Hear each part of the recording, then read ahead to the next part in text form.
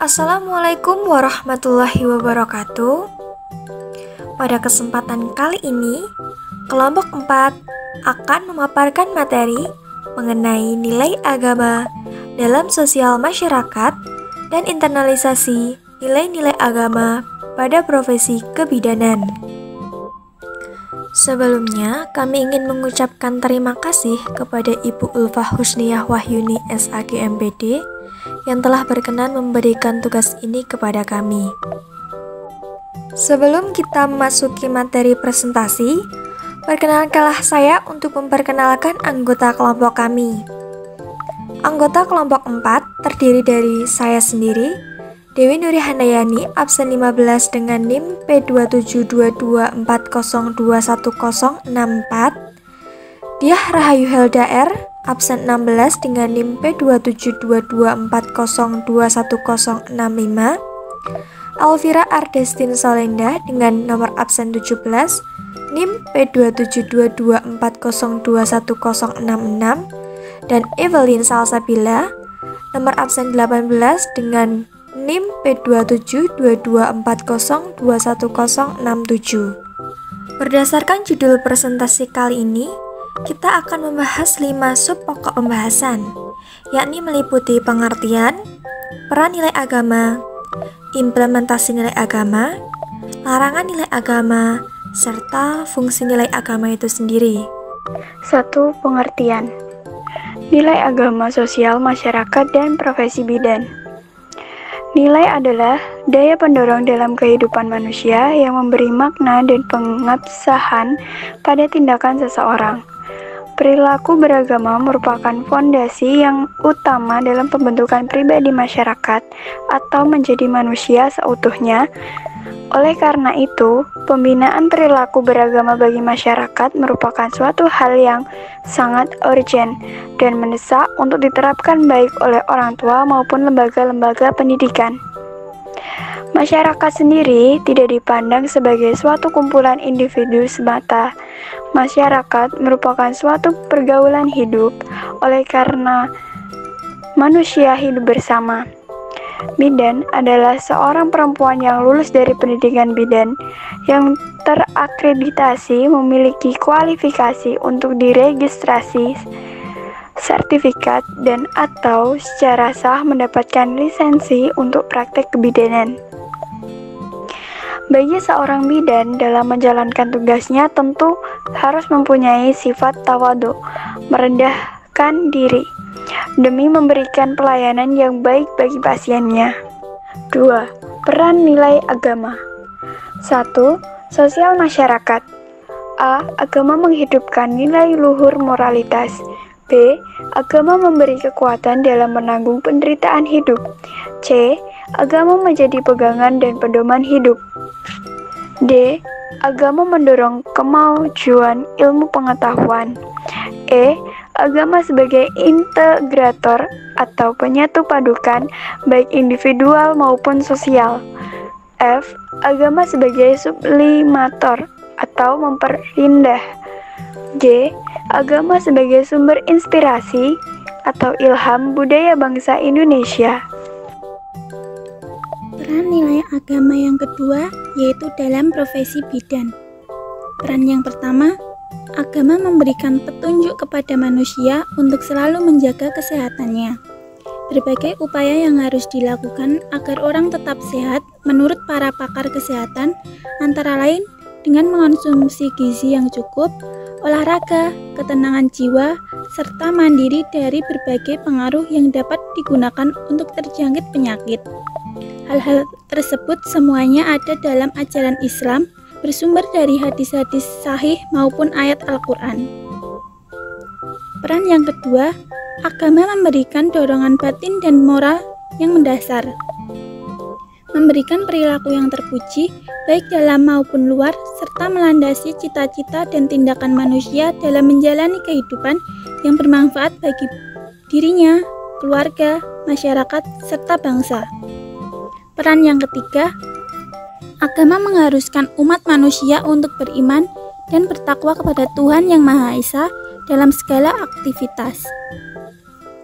Setiap agama pasti mengajarkan umatnya untuk selalu beriman dan bertakwa kepada Tuhan Yang Maha Esa. Seorang dapat dikatakan beriman jika ia percaya kepada Tuhan dengan penuh keyakinan dan tanpa keraguan-raguan. Setiap umat yang bertakwa kepada Tuhan berarti harus menjalankan dan menjauhi segala larangannya. Peran yang terakhir, agama dapat menghindarkan umat manusia dari segala hal-hal atau perbuatan yang bertentangan dengan ajarannya. Berbagai upaya untuk menghindari hal-hal yang bertentangan agama dengan melakukan hal positif seperti ikut pengajian, sedekah, bakti sosial, mengikuti organisasi-organisasi, dan lain-lain. Pembahasan yang ketiga yaitu implementasi nilai agama. Implementasi nilai agama yang pertama adalah dalam sosial masyarakat. Perilaku yang pertama yaitu menjalankan apa yang menjadi perintah Tuhan Yang Maha Esa. Ada 10 perintah Allah dalam agama Islam, yang salah satunya dilarang mempersekutukan Allah, serta menjauhkan diri dari hal-hal yang menjadi larangan dalam agama yang diyakini. Perilaku yang kedua, senantiasa berbicara dan berperilaku sopan. Kita hidup di dunia tidak sendiri, ada orang lain atau masyarakat di sekeliling kita. Jadi, kita harus berperilaku sopan dan berbicara yang baik agar tidak menyinggung perasaannya. Perilaku yang ketiga, peduli dengan anggota masyarakat serta lingkungan tempat tinggal. Rasa peduli ini sebagai bentuk rasa syukur kepada Tuhan Yang Maha Esa, seperti menghormati orang tua, mengasihi saudara-saudara, menjaga kebersihan, dan lain-lain. Perilaku yang keempat, senantiasa saling tolong-menolong antar anggota masyarakat. Kita, makhluk sosial yang hidup tidak bisa sendiri, butuh bantuan seseorang untuk saling membantu. Perilaku yang terakhir, menjunjung tinggi nilai toleransi dan saling menghargai antar perbedaan agama. Rasa toleransi ini memiliki peranan penting dalam menjaga keharmonisan beragama karena dengan adanya toleransi membuat satu sama lain saling memahami dan menghargai perbedaan.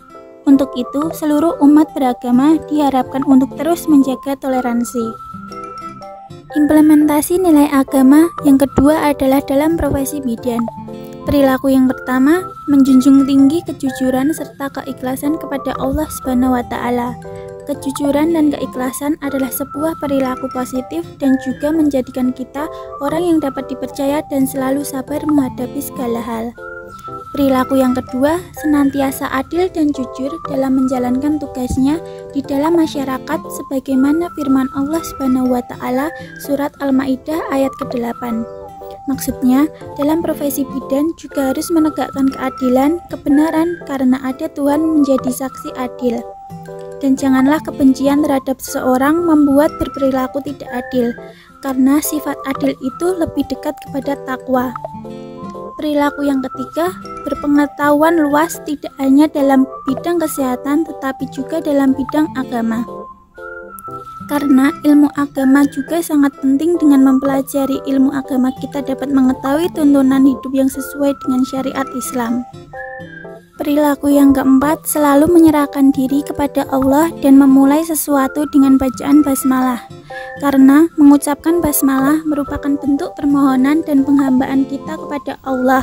Pada saat yang sama, tertanam pula kekuatan dari Allah. Apabila suatu pekerjaan dilakukan atas bantuan Allah, pasti dia sempurna, indah, baik dan benar karena sifat-sifat Allah berbekas pada pekerjaan tersebut. Perilaku yang terakhir, senantiasa lemah lembut dalam pengucapan dan sopan santun dalam bersikap. Seorang profesi bidan sudah dituntut untuk berperilaku lemah lembut dan sopan santun saat berucap dan bertindak. Karena demi memberikan pelayanan yang terbaik bagi pasiennya, supaya pasiennya senang dan nyaman dengan pelayanan yang diberikan. Sifat terpuji yang harus dimiliki seorang bidan antara lain yang pertama, Sifat inovatif, yaitu bersifat memperkembangkan sesuatu yang baru. Orang yang bersifat inovatif mempunyai ciri-ciri gemar bersifat teliti, memiliki kesadaran dan kecakapan yang tinggi, dan tidak mudah putus asa. Sifat terpuji yang kedua, yaitu sifat kreatif. Sifat kreatif memiliki kemampuan menciptakan sesuatu yang baru. Orang yang bersifat kreatif selalu berusaha agar hidupnya dapat menciptakan sesuatu yang bermanfaat bagi lingkungannya, dan selalu berusaha menggunakan dan memanfaatkan lingkungannya dengan baik. Sifat terpuji yang ketiga yaitu sifat produktif. Sifat produktif yaitu menghasilkan banyak karya. Ciri-cirinya tidak ada waktu terbuang bagi dirinya, dan tidak melakukan pekerjaan yang dirasa menghasilkan semata-mata bagi dirinya sendiri atau orang lain. Sifat terpuji yang keempat yaitu sifat kooperatif. Sifat kooperatif yaitu bersifat kerjasama, bersedia membantu satu sama lain. Orang yang bersifat kooperatif memiliki ciri-ciri selalu peka dan tanggap serta peduli terhadap keadaan. Sifat terpuji yang terakhir yaitu bersifat percaya diri. Sifat percaya diri yaitu suatu sifat atas kemampuan diri sendiri sehingga dalam melakukan tindakan tidak terlalu sering merasa cemas dan memiliki tanggung jawab atas keputusan dan tindakan yang dilakukannya. Yang keempat yaitu larangan nilai agama. Larangan nilai agama pada sosial masyarakat. Yang pertama, larangan membunuh. Yang kedua, larangan mencuri.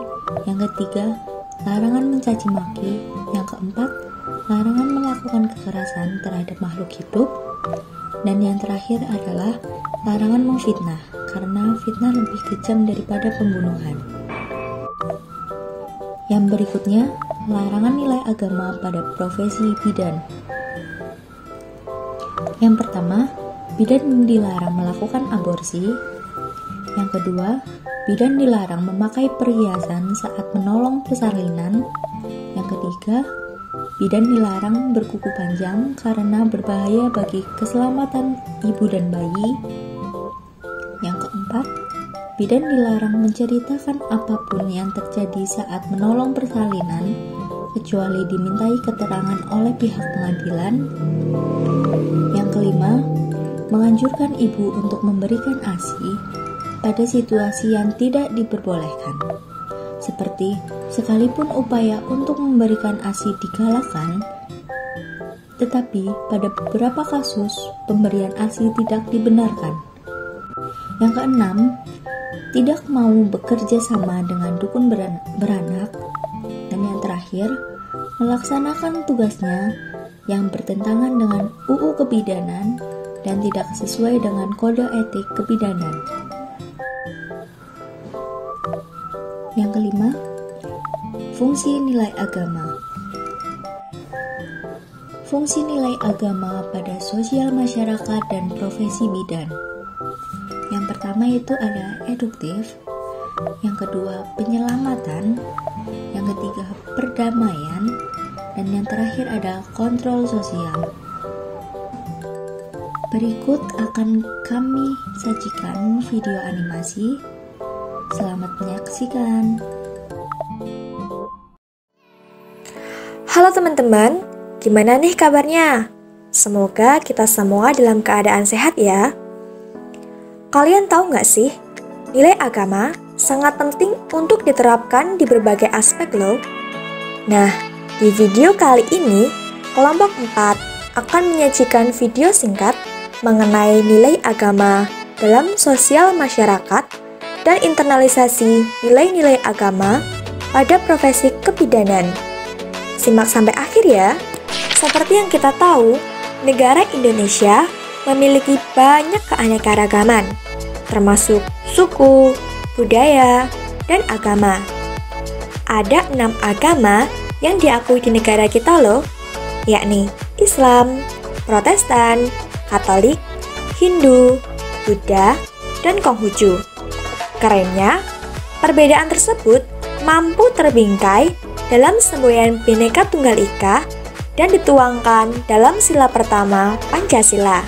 Meskipun berbeda, namun setiap agama pasti memiliki aturan dan larangan yang mampu mengarahkan hidup seseorang. Itulah pentingnya mengapa setiap individu harus selalu menjunjung tinggi nilai agamanya sesuai dengan ajaran dan tuntunan masing-masing di segala aspek termasuk dalam bidang kesehatan.